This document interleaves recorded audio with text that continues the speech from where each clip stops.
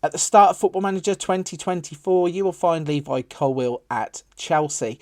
Now, he made a mark for himself whilst out on loan at Brighton in the 22-23 season. He's returned to his parent club and started to make a mark for himself at Chelsea. We find him at 20 years old and he's contracted to Chelsea until 2029. He's valued at 56 to 169 million pounds. Looking at some of his attributes, he has a complete set of physicals with everything being 12 or above, including acceleration of 15, jumping reach of 15, pace of 15.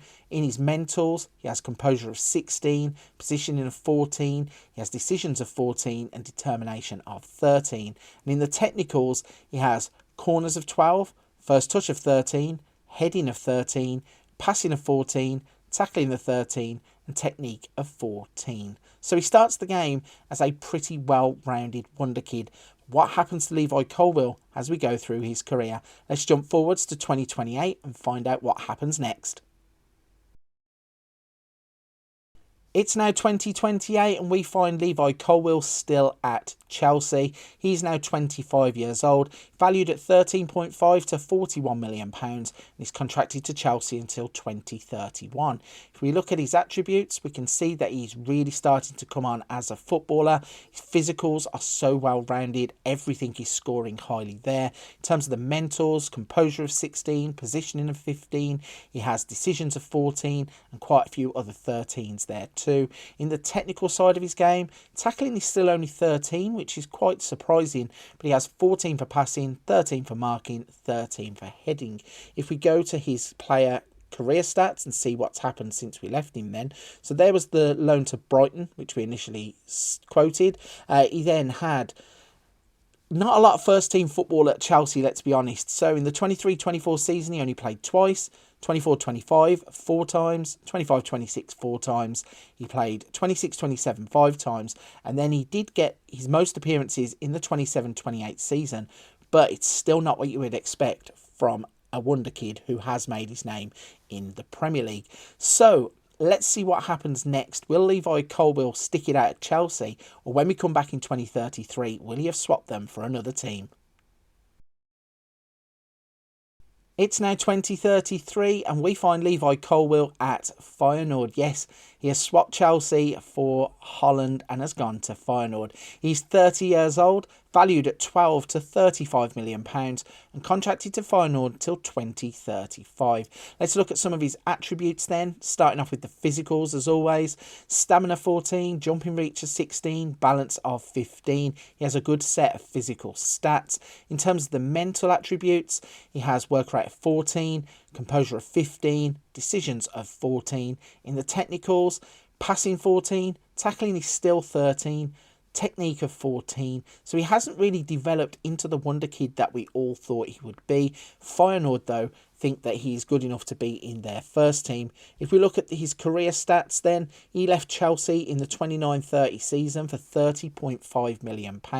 And in fairness, he wasn't playing football at Chelsea and he wasn't playing football at Feyenoord until the 32-33 season, his best season of his career, where he played 34 times and got a 6.83 average rating. So crazily, he's now 30 years old and only played 133 matches. Not too sure what's held him back really, maybe he just hasn't developed on in this save. But let's jump forwards 5 more years and see how his career will be in 2038. It's now 2038 and we find a 35-year-old Levi Colwill has swapped Holland for Saudi Arabia. His current club is Al Ettifaq. He's valued at £850,000 to £2.5 million and has a contract in Saudi Arabia until 2039. The other thing that he has swapped is his nationality. Gone is the England cap. In is the Dutch nationality. A strange swap at this stage of his career. Still though, looking at his attributes at the age of 35 and in the twilight of his career, he has declined as a footballer. He has in the physicals just the 215s for jumping reach and natural fitness left. In the mentals, he is quite well rounded still, scoring highly for his composure, his leadership and his positioning. In the technicals, he has 13 for marking, 14 for passing, 12 for tackling, and 14 for technique. If we have a look at his career stats to see how he got out to Saudi Arabia, so when we left him, he hadn't played much first team football, but he did go on to make 46 appearances for Feyenoord before he moved to Al Ettifaq for £7 million.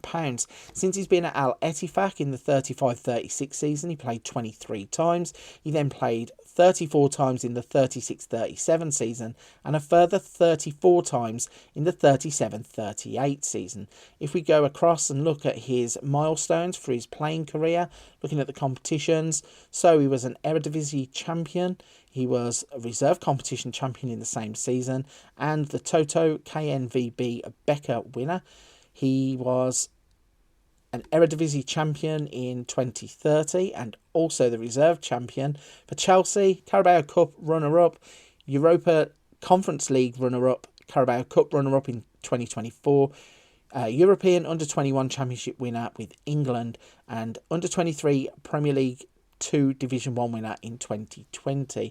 If we look at his personal awards, he did quite well for Feyenoord, scoring in their Team of the Week and in their Divisional Team of the Week. Going back to his Chelsea days, he also was in the Premier League Teams of the Week, and he didn't actually get any awards for Al Ettifaq. So, all in all, he has actually had a pretty decent career. At one point, it looked like he wasn't going to go anywhere fast, not playing first team football, but he manages to come out of it with a total of 302 appearances across all of the teams that he has played for, which isn't a bad career, although when you think he's 35 and at the start of the game, he had already had one full season at Brighton, he actually should be playing a lot more. But still, I think he's a fantastic signing if you can get him into his first team. Chelsea obviously have a lot of players at the start of the game, and he really has to fight for his place.